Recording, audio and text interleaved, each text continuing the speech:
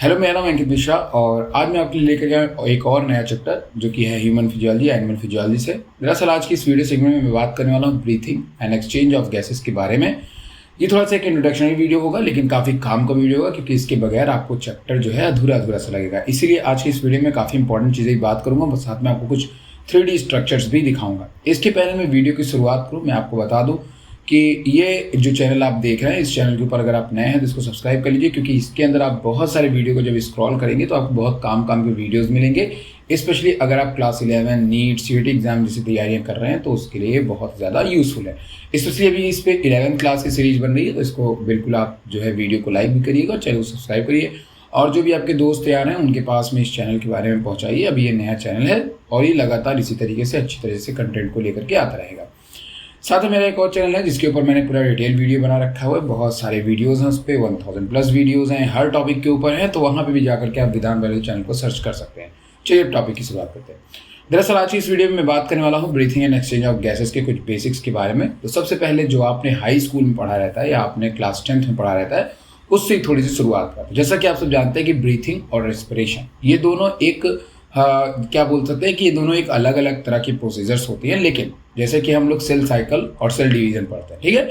तो cell cycle एक पूरी होल प्रोसेस होती है और इसमें एक छोटा सा जो पार्ट होता है वो पार्ट होता है सेल डिवीजन का। उसी तरीके से रेस्पिरेशन एक पूरा होल जो होता है वो ऑक्सीजन का लेना, कार्बन डाइऑक्साइड का देना, ये पूरा का पूरा एक जो जोन है वो आपका रेस्पिरेशन है। लेकिन उसमें जो आप एक्सटर्नल रेस्पिरेशन करते हैं, जैसे जिसको हम जनरली ब्रीथिंग कहते हैं, जहाँ पे आप ऑक्सीजन लेते हैं, कार्बन डाइऑक्साइड को रिलीज करते हैं through the lungs and atmosphere, तो इस तरीके की कंडीशंस को जनरली हम लोग जो है वो ब्रीथिंग कहते हैं। क्या कहते हैं? ब्रीथिंग कहते हैं। अब ब्रीथिंग का बहुत सिंपल सा फंडा होता है कि आपको एटमॉस्फेयर से ऑक्सीजन को टेकअप करना है, क्योंकि आप कार्बन डाइऑक्साइड नहीं ले सकते हैं। कार्बन डाइऑक्साइड आपकी बॉडी के लिए हार्मफुल होता है। अगर आप कार्बन डाइऑक्साइड इनटेक कर भी लेंगे तो आपकी बॉडी के लिए हार्मफुल भी होगा, लेकिन जनरली आप कार्बन डाइऑक्साइड नहीं ले सकते हैं, क्योंकि कार्बन डाइऑक्साइड का जो अमाउंट है आपके एटमॉस्फेयर में वो ऑक्सीजन से बहुत ही ज़्यादा कम होता है।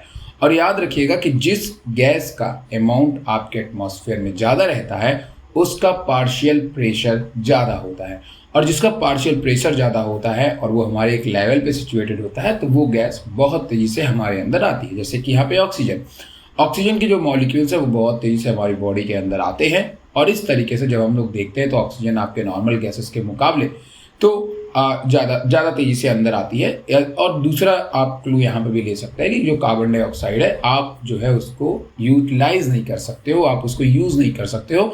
आपके बॉडी के अंदर वो एक एक्सक्रीटरी प्रोडक्ट है जिसे आपको एक्सक्रीट करना है थ्रू द लंग, ठीक। Okay, now the second and वहीं पे अगर मैं ऑक्सीजन की बात करूं तो जब ऑक्सीजन आप इनहेल करते हो, इनहेल का मतलब ब्रीथिंग में दो प्रोसेस होती है जिसे हम लोग बोलते हैं इनहेलेशन और एक्सहेलेशन। जब हम कोई गैस को अपने अंदर लेते हैं तो उस प्रोसेस को हम लोग इनहेलेशन कहते हैं, जैसे कि जनरल तौर पे हम ऑक्सीजन को इनटेक करते हैं, और दूसरी तरफ हम कार्बन डाइऑक्साइड को बाहर करते हैं। लेकिन सवाल इस बात का आता है कि आखिर ये कार्बन डाइऑक्साइड कहाँ से आती है। ऑक्सीजन तो समझ में आ रहा है कि वो एटमॉस्फेयर से आ रही है, लेकिन तब भी हम जो कार्बन डाइऑक्साइड बाहर निकालते हैं इतने सारे अमाउंट में, वो जनरली कार्बन डाइऑक्साइड आता कहाँ से हमारी बॉडी में। वहाँ पे आपको नए टॉपिक की पता चलता है जिसका नाम है सेल्यूलर रेस्पिरेशन। दरअसल बात ये होती है कि जब हम ऑक्सीजन को लेते हैं तो वो ऑक्सीजन हमारे ब्लड से ट्रैवल करके हमारी टिश्यू या हमारी सेल्स के पास जाता है, जहाँ पे ऑक्सीजन जा करके हमारे ग्लूकोज को ब्रेक करता है, और ग्लूकोज को ब्रेक करता है जब माइटोकॉन्ड्रिया ऑक्सीजन, और ग्लूकोज को लेता है माइटोकॉन्ड्रिया, और वो ब्रेक करके ऑक्सीजन के प्रेजेंस में माइटोकॉन्ड्रिया ग्लूकोज को ब्रेक करके एटीपी मतलब सेलुलर एनर्जी बनाता है, और साथ में वो कार्बन डाइऑक्साइड को रिलीज करता है। तो दरअसल जो कार्बन डाइऑक्साइड है वो ग्लूकोज के ब्रेकडाउन से बनेगा, और तब कार्बन डाइऑक्साइड जब ज़्यादा हो जाएगा सेल के अंदर तब वो ब्लड के अंदर जाएगा, ब्लड से लेकर के लंग्स तक जाएगा और फिर लंग्स से बाहर एक्सपायर कर देगा। तो कहने का मतलब मेरे यही है कि यहाँ पे जो कार्बन डाइऑक्साइड थी वो सेल में बनी, सेल ने पहले ऑक्सीजन लिया, ग्लूकोज को तोड़ा, और फिर जब कार्बन डाइऑक्साइड बनी तो उसे दोबारा ब्लड को वापस कर दिया। इस तरीके से ब्लड का ऑक्सीजन को देना और कार्बन डाइऑक्साइड को लेना in the case of tissue के अंदर, टिश्यू कौन सा? बॉडी के अंदर, ठीक है, नॉट लंग्स। लंग्स में आपका ब्लड अलग मैकेनिज्म करता है। लंग्स के अंदर जब हम अपने ब्लड को देखते हैं तो लंग्स के अंदर जो ब्लड होता है वो ऑक्सीजन लेता है और कार्बन डाइऑक्साइड देता है। कौन? ब्लड। ठीक है, ब्लड ऑक्सीजन लेता है और कार्बन डाइऑक्साइड देता है in the case of lungs, pulmonary. But in the case of body tissue, other tissues के अंदर अगर मैं बात करूं तो वहां पे आपका ब्लड ऑक्सीजन देता है और वहां से कार्बन डाइऑक्साइड लेता है। तो जब आपका ब्लड किसी बॉडी टिश्यू से ऑक्सीजन दे रहा है, कार्बन डाइऑक्साइड ले रहा है, that process is known as cellular respiration. And cellular respiration is also a part of respiration and that is a internal respiration. Generally तौर पे आपको इसी तरीके की चीज़ों को ध्यान में रखना है। जब आप अपने एयर को इनहेल करते हैं तो एयर को इनहेल करते वक्त आपकी बॉडी के अंदर जो एयर होती है वो अंदर आती है, लेकिन बहुत दफ़े लोगों में ये भ्रम होता है कि हम एयर को इनहेल कर रहे हैं तो इसका मतलब ये है कि एयर पे हमारा कमांड है। देखिए, आपका कमांड कभी भी एयर के ऊपर नहीं होता है, आपका कमांड होता है आपके लंग्स के मसल्स के ऊपर। ठीक है, तो हम उसके बारे में आपसे डिटेल में आगे बात करने वाले हैं। उसके पहले मैं आपको बता दूं कि बहुत सारे ऐसे ऑर्गेनिज्म होते हैं जिनके अंदर और भी तरीके के रेस्पिरेटरी सिस्टम प्रेजेंट होते हैं, जैसा कि आप सभी ने एनिमल किंगडम को पढ़ रखा होगा। बगल में एक चार्ट भी मेंशन कर रहा हूँ, वहां भी आप देखते रहिए। बाकी मैं आपको जो चीज़ बता रहा हूँ वो भी आप ध्यान में रखिए। जैसा कि आप सब जानते हैं कि बहुत सारे लोअर ऑर्गेनिज्म होते हैं, जैसे कि स्पॉन्जेस, सिलेंट्रेट, फ्लैटवर्म। ये सभी वो ऑर्गेनिज्म होते हैं जो कि ऑक्सीजन और कार्बन डाइऑक्साइड को डायरेक्टली अपनी बॉडी से बाहर निकालते हैं। मतलब उसके लिए इनकी बॉडी के अंदर कोई पर्टिकुलर ऑर्गन प्रेजेंट नहीं होता। जैसे हमारे अंदर पर्टिकुलर ऑर्गन है, लंग्स वगैरह है, लेकिन इनके पास में कोई पर्टिकुलर ऑर्गन्स मौजूद नहीं होता। ये डायरेक्टली क्या काम करते हैं? ये डायरेक्टली अपने ऑक्सीजन को बॉडी टिश्यूज से या बॉडी की सेल से बाहर की तरफ डिफ्यूज कराते हैं। डिफ्यूज मतलब high concentration to low concentration के थ्रू ये अपने कार्बन डाइऑक्साइड को बाहर रिमूव कर देते हैं और इसी तरह से डायरेक्ट ऑक्सीजन को इनटेक भी कर लेते हैं। In the case of earthworm, earthworm की जो बॉडी होती है वहां पे आपको क्यूटिकल देखने को मिलता है, तो वो अपनी स्किन के थ्रू भी रेस्पायर करता है। उसी तरह बहुत सारे इंसेक्ट होते हैं जिनके अंदर स्पायरिकल जैसे स्ट्रक्चर पाया जाता है, ट्रैकियल सिस्टम पाया जाता है, कई में बुक गिल्स और बुक लंग्स पाए जाते हैं, जिनकी हेल्प से आपके जो इंसेक्ट होते हैं, जैसे टेरेस्ट्रियल भी इंसेक्ट हैं, बहुत सारे एक्वाटिक इंसेक्ट हैं, ये अलग अलग इंसेक्ट जो है अलग अलग मैकेनिज्म का इस्तेमाल करके अपने रेस्पिरेशन को किया करते हैं। In the third case of fishes, fishes जो होती है उसके अंदर बहुत सारे आपको ब्रैंकियल रेस्पिरेशन देखने को मिलता है। वहाँ पे आपको बहुत सारे स्लिट्स देखने को मिलते हैं जो कि पूरी तरह से वैस्कुलराइज्ड होते हैं। कहने का मतलब ये है कि वहाँ पे जो वाटर, जो ऑक्सीजन है वाटर के थ्रू इनटेक किया जाता है और फिर ब्लड उसको इनटेक कर लेती है और फिर उसके बाद कार्बन डाइऑक्साइड ब्लड वाटर में डाल देती है जिसको वो गिल्स के थ्रू बाहर निकालता है। ऐसा हमें फिश के अंदर देखने को मिलता है। In the case of frog या एम्फीबियंस की अगर हम बात करते हैं तो वहां पे आपको लंग्स और स्किन दोनों देखने को मिलती है। ये फ्रॉग का केस है। तो इस तरह से बहुत सारे अलग अलग ऑर्गेनिज्म है जिनमें हमको अलग अलग तरह से रेस्पिरेशन देखने को मिलता है। But what about human being? जब हम ह्यूमन बीइंग की बात करते हैं तो ह्यूमन बीइंग के अंदर जो रेस्पिरेशन होता है उसके लिए प्रॉपर एक रेस्पिरेटरी ट्रैक्ट होता है। रेस्पिरेटरी ट्रैक्ट मतलब एक पाथवे। उस पाथवे को आप 3D मॉडल से बगल में समझेंगे या सामने आ रहा होगा आपके, लेकिन आप उसको बहुत ही ध्यान समझेंगे और सारे पार्ट को आप इक्वली जानेंगे अच्छे से, ठीक है, क्योंकि वो बहुत काम करता है। देखिए, आपकी जो लंग्स होती है, आपकी लंग्स की शुरुआत या आपके रेस्पिरेशन की जो शुरुआत होती है उसकी शुरुआत होती है आपके नोज से।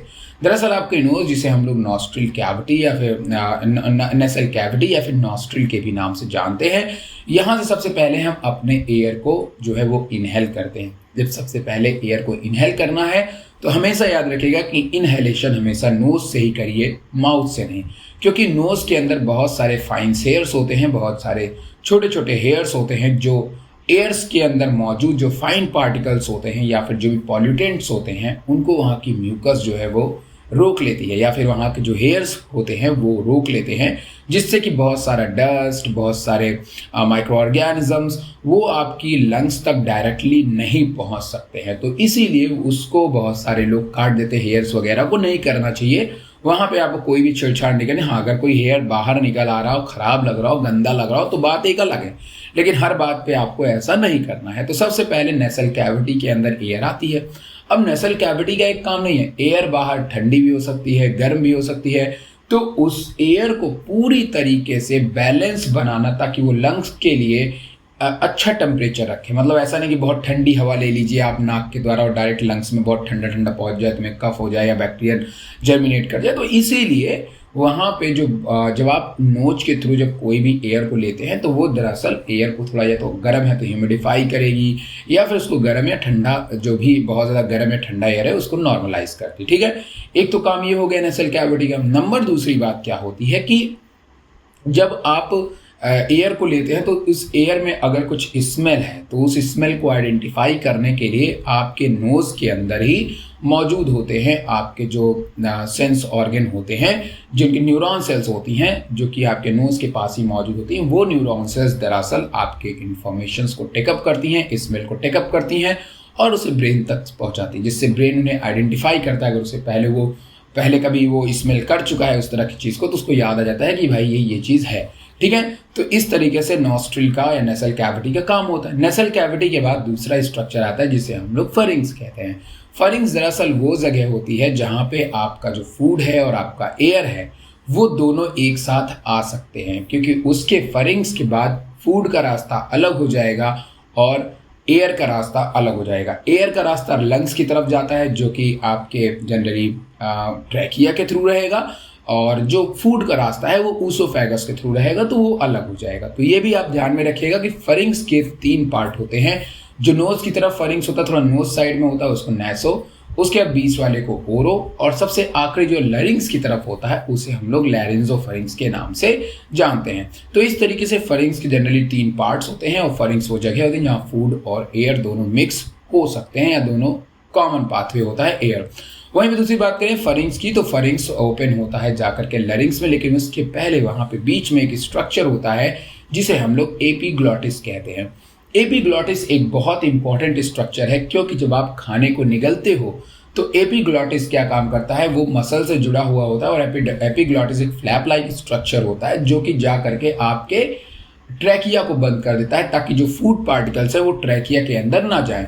लेकिन जैसे ही हम खाने को गटकते नहीं हैं, एयर को लेते हैं, जब हम एयर को लेंगे तो खाना नहीं गटक सकते, और जब हम खाने को गटकेंगे तो एयर नहीं ले सकते। जैसे हम खाने को गटकने जाएंगे उसकी मसल्स डायरेक्ट एपिग्लॉटिस को आगे कर देगी, जिससे पूरी तरह से ट्रैकिया बंद हो जाएगी। आप इसको ट्राई भी कर सकते हो आराम से, जब गटको तो सांस लेने की कोशिश करो, नहीं ले पाओगे इसलिए फालतू की कोशिश मत करो, टाइम वेस्ट करने की जरूरत नहीं है। तो इसीलिए याद रखिएगा कि हमेशा जो आपका फरिंग्स और लैरिंग्स है उसके बीच एक एपिग्लॉटिस होती है। एपिग्लॉटिस का काम होता है कि वो अननोन चीज़ें या बड़े पार्टिकल्स जिसको हम निगलते हैं वो आपके ट्रैकिया में जाने से उसको रोकेगा। जो लैरिंग्स होता है वो पूरा एक कार्टिलेज से बना हुआ एक बॉक्स होता है। मेल और फीमेल के अंदर इनके स्ट्रक्चर में थोड़े वेरिएशंस होते हैं, जिनके कारण मेल और फीमेल वॉइसेस जो होती हैं वो अलग होती हैं, क्योंकि लैरिंग्स का ही दूसरा नाम होता है साउंड बॉक्स। तो आप इसको ध्यान में रखिएगा, जिसके कारण जो मेल्स होते हैं उनकी वॉइस में जो पिच होती है वो थोड़ी सी लो होती है, और फीमेल के अंदर हम बात करें तो वहाँ पे पिच आपको हाई देखने को मिलती है। हाई पिच मतलब ज़्यादा दूर तक साउंड जा सकती है, आवाज़ बहुत शार्प होती है। लेकिन जैसे कि हमारी पिच है, हमारी पिच हाई है भाई, इसकी आवाज़ थोड़ी मोटी आती है। तो इस तरीके से during swallowing glottis can be covered by thinner. तो जैसा कि मैंने कहा कि जब आप कोई भी चीज़ निगलते हैं तो एपिग्लॉटिस उसको बंद कर देती है, जिसके कारण कोई भी चीज़ अंदर आने नहीं पाती है। लैरिंग्स के बाद शुरू होता है, लैरिंग्स के पास पोर्शंस में ही बहुत वहाँ पे थायराइड ग्लैंड्स मौजूद होती हैं, उससे हमें अभी कोई लेना देना नहीं है। लैरिंग्स के बाद तीसरा जो नीचे स्ट्रक्चर आता है उसका नाम है आपका ट्रैकिया। ट्रैकिया एक बहुत ही कॉमन पास होता है या पासवे होता है, जिसके थ्रू एयर जो है वो पास होकर के आपके लंग्स के अंदर जानी होती है। लेकिन ये ट्रैकिया कोलैप्स ना होने पाए, ये ट्रैकिया सिकुड़ने ना पाए, इसके लिए ट्रैकिया जो है से अटैच होता है कार्टिलेज रिंग। ये जो कार्टिलेज रिंग होता है, अगर आप इसके ऊपर प्रेशर लगाएंगे तो कार्टिलेज रिंग थोड़ा दबेगा, लेकिन ये फिर अपने नॉर्मल शेप में आ जाएगा, जिससे ये ट्रैकिया को एक शेप में बनाए रखने के लिए मददगार होता है। ये बिल्कुल ट्रैकिया के मसल से अटैच होता है। अगर ये दबेगा तो ट्रैकिया की मसल दबेंगे, और ये फैलेगा तो ट्रैकिया की मसल्स भी फैल जाती है, ट्रैकिया भी फैल जाती है। तो ट्रैकिया के किनारे किनारे तरफ आपको बीच बीच में आपको कार्टिलेजिनस रिंग देखने को मिलती है, जो आपके ट्रैकिया को जनरली कोलैप्स होने से बचाती है। उसके बाद जैसे ही हम लंग्स में नीचे की तरफ आते हैं तो वहां पे शुरू हो जाती है हमारी ब्रोंकाई। वहीं से लंग्स जो होती हैं वो लेफ्ट एंड राइट पार्ट्स में डिवाइड कर जाती हैं। लेकिन लंग्स जहां पे जिस पार्ट में डिवाइड करती हैं, या जिसे हम लोग ब्रोंकाई कहेंगे, वो जो पार्ट होता है वो कहाँ मौजूद होता है, उसके पहले आपको कुछ बातों को और जानना होगा। जैसे एग्जाम्पल के तौर पर मैं आपको बताऊं कि आपकी जो बैकबोन होती है, उस बैकबोन को जिसे हम वर्टिब्राई कहते हैं, इस वर्टिब्रा को हमने अलग अलग ग्रुप्स में डिवाइड किया है। जैसे ऊपर वाला सर्वाइकल पोर्शन होता है और उसके जो नीचे साइड में होता है वो थोरैकिक पोर्शन होता है। और जो थोरैकिक पोर्शन होता है वो एक कैविटी बनाता है। क्या बनाता है? एक कैविटी बनाता है। इस तरीके से कैविटी बनाता है और वहां से जहां से वो कैविटी शुरू होती है, मतलब जहां से लंग्स स्टार्ट होता है, उसको हम लोग थोरैकिक कैविटी कहते हैं। और थोरैकिक कैविटी के नंबर से जब तुम बोन को गिनोगे T1, T2, T3, T4, T5, तो जहां T5 होगा उसी एरिया में आपका ब्रोंकाई जो होगा वो मौजूद होगा, या वहीं से आपका जो ट्रैकिया होगा दो इक्वल पार्ट में डिवाइड होगा। क्लियर? जब ट्रैकिया वहां से डिवाइड होगा, ट्रैकिया में जब वो डिवीजन देखने को मिलेगा तो वो ब्रोंकाई होगा। और फिर वही ब्रोंकाई से जब ब्रांचेस निकलती हैं, प्राइमरी ब्रोंकाई, सेकेंडरी ब्रोंकाई, आगे जाकर के वो ब्रोंक्यूल्स बनाएंगी। क्या बनाएंगी? ब्रोंक्यूल्स बनाएंगी। और वही जो ब्रोंक्यूल्स होंगे उसी में ब्रोंक्यूल्स की बिल्कुल आखिरी छोर टर्मिनल रीजन पे एल्वियोलाई प्रेजेंट होता है। और यही एल्वियोलाई वो जगह होती है जहां पे हमारी सारी की सारी जो गैस ऑक्सीजन होती है वो जाकर के इकट्ठा होती है। तो इस बात को आपको सबसे पहले ध्यान में रख लेना है, ठीक है, कि सबसे पहले जो हमने एयर को लिया वो नोज से फेरिंग्स, फेरिंग्स से लैरिंग्स, लैरिंग्स से ट्रैकिया, ट्रैकिया से ब्रोंकाई, फिर ब्रोंकाई से ब्रोंक्यूल और फिर आखिरी में पहुंचा एल्वियोलाई में। एल्वियोलाई पूरा एक एयर सैक होता है जहां पे बहुत सारे blood vessels, blood capillaries alveoli से लगे होते हैं, जिनका बस एक काम होता है कि एल्वियोलाई के द्वारा किए गए इनहेल ऑक्सीजन को एब्सॉर्ब करना। Due to process of diffusion उस गैस को, वो ऑक्सीजन को लेती है ब्लड और फिर उसे ले जाकर के पहुंचाती है हार्ट तक, और फिर उसे हार्ट आपकी पूरी बॉडी में ट्रांसपोर्ट करता है ऑक्सीजन को। Because we are aerobic animals and जितने भी एरोबिक एनिमल्स हैं उनके अंदर बहुत सारे ग्लूकोज और एटीपी की जरूरत पड़ती है, और ग्लूकोज के ब्रेकडाउन के लिए हमको जरूरत पड़ती है ऑक्सीजन की। तो ये मैकेनिज्म होता है पूरा का पूरा ट्रांसपोर्ट जो मैंने आपको लंग्स के बारे में बताया। लेकिन लंग्स के बारे में समझने के पहले कुछ बातों को 3D में और भी समझ लीजिए। जब आप लंग्स को देखते हैं तो लंग्स में आपको जनरली एक लंग्स देखने को मिलेगा। लंग्स में दो फ्लैप होते हैं, दो अलग अलग रीजन होते हैं। ऊपर वाले रीजन को हम लोग सुपीरियर कहते हैं, सुपीरियर वाली लंग्स कहते हैं, नीचे वाली को इंफीरियर पार्ट कहते हैं। लंग्स के अंदर आपके जो वेन्स, कैपिलरीज जाती हैं वो पल्मोनरी नाम से जानी जाती हैं, क्योंकि लंग्स का दूसरा नाम ही पल्मोनरी होता है, ठीक है, इसको ध्यान में रखना है। और भी कुछ इंपॉर्टेंट बात है उसको भी ध्यान रखिए। यहाँ पे जो आपका पूरा का पूरा जो लंग्स होता है वो पूरी तरह से कवर अप होता है एक रिब से, या जिसे हम लोग रिब केज कहते हैं। दैट इज सो इम्पॉर्टेंट, ध्यान सुनिएगा। रिब केज जो होता है वो पूरी तरीके से आपके लंग्स को, आपके हार्ट को एक प्रोटेक्शन प्रोवाइड कराता है, और जहां वो एक एक्सिस से मेन जुड़ता है उस जगह को हम स्टर्नम कहते हैं। स्टर्नम जो एरिया होता है वहां पे 3 अलग अलग बोन्स देखने को मिलती हैं, इसको तुम्हें ध्यान में रखना है। इन्हीं से अटैच होता है हमारा रिब केज, जो कि जनरली पेयर्स में आपको लेफ्ट एंड राइट देखने को मिलता है। यहाँ पे जब आप लंग्स के बारे में और बात करते हैं तो लंग्स के किनारे किनारे साइड में आपको एक मेम्ब्रेन दिखाई देता है जिसे हम लोग प्लूरल मेम्ब्रेन कहते हैं, या फिर इसके अंदर फिल्ड होता है एक फ्लूइड जिसे हम प्लूरा फ्लूइड का नाम देते हैं, जिसका काम आपके लंग्स को फ्रिक्शन से बचाना जो होता है वो तो होता ही है, साथ में इसका काम इनहेलेशन और एक्सहेलेशन में भी बढ़ जाता है, जिसके बारे में हम आगे बात आपसे करेंगे। प्लूरल मेम्ब्रेन जो होता है वो जनरली कांटेक्ट में होता है आपके थोरैकिक कैविटी के काफी कांटेक्ट में होता है, वेयर जहां पे प्लूरल जो मेम्ब्रेन होती हैं वो लंग्स के सरफेस से भी अटैक होता है और साथ में थोरैकिक कैविटी से भी। तो अगर थोरैकिक कैविटी के ऊपर कोई प्रेशर पड़ता है तो वो प्रेशर आपके प्लूरल मेम्ब्रेन के ऊपर ही पड़ेगा, और प्लूरल मेम्ब्रेन अगर थोरैकिक कैविटी कोई प्रेशर लंग्स के ऊपर लगाती है तो प्लूरल मेम्ब्रेन भी उस प्रेशर को कंट्रोल और एब्जॉर्व करने का काम करेगा। तो प्लूरल मेम्ब्रेन एक बहुत ही अलग से स्ट्रक्चर होता है जिसके बारे में हम आपसे आगे डिटेल में बात करेंगे। दरअसल आपकी जो नॉस्ट्रिल होती है उसका मेन फंक्शंस मैंने आपको बता दिया। अब आप इन सभी चीज़ों के बारे में बहुत ही अच्छी तरह से समझ गए होंगे जो मैंने अभी आपको क्लियर किया है। अब अगर मैं रेस्पिरेशन की बात करता हूं तो रेस्पिरेशन की अगर आप बात करेंगे या पूरे सिस्टम की जब आप बात करेंगे, थोड़ा सा हम स्ट्रक्चर के बारे में बात करना चाहेंगे। आपको जो लंग्स सिचुएटेड होता है, जैसा कि मैंने कहा, वो एक थोरैकिक कैविटी में सिचुएटेड होता है और इस थोरैकिक कैविटी में बोन्स जो होती हैं वो तकरीबन एक थोरैकिक वर्टिब्राई 1 से लेकर के थोरैकिक वर्टिब्राई 12 तक होती, मतलब 1 से लेकर के 12 बैकबोन के, एक बैकबोन थोरैकिक वर्टिब्रा के 1 से लेकर के 12 तक नीचे साइड में 12 बोन जहां पे खत्म होगी वहां तक आपका लंग सिचुएटेड होता है। ठीक है, और वो पूरा का पूरा जो एरिया होता है वो एक रिब केस से ढका हुआ होता है, रिब केस जिसके अंदर आपका लंग्स मौजूद होता है, जो कि आपका थोरैकिक जो चैम्बर होता है वो आपके डॉर्सल साइड पे होता है, और जो आगे के साइड होता है ये वाला एरिया जहाँ पे आगे का बोन होता है जिसको हम लोग स्टर्नम कहते हैं, ये वेंट्रल साइड में होता है। और ये पूरे एरिया को पीछे से लेकर के आगे तक कवर कौन करता है, वो करता है रिब केस, जो इसको लोअर साइड और जो इसको दोनों तरफ से, मतलब लेफ्ट एंड राइट दोनों तरफ से इसको प्रोटेक्ट करता है।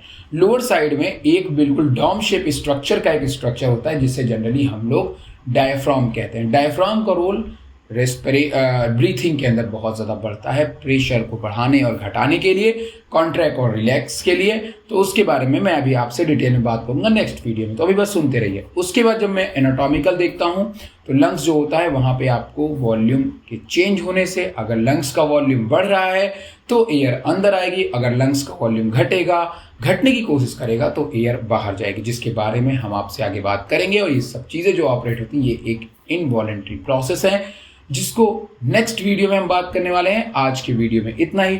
होपफुली आपको काफ़ी बातें समझ में आ गई होंगी। अगर आपको बातें समझ में आई हैं, वीडियो समझ में आया है, डायग्राम अच्छे लगे हैं तो वीडियो को लाइक कर लीजिएगा, चैनल को सब्सक्राइब कर दीजिए और जो है लोगों तक शेयर करिए और बने रहिए इस चैनल के साथ में, क्योंकि अगले वीडियो में मैं आपसे बात करूंगा इनहेलेशन और एक्सहेलेशन के बारे में। ठीक है, तब तक के लिए tata bye bye, good night, अपना ख्याल रखिएगा, चलता हूँ।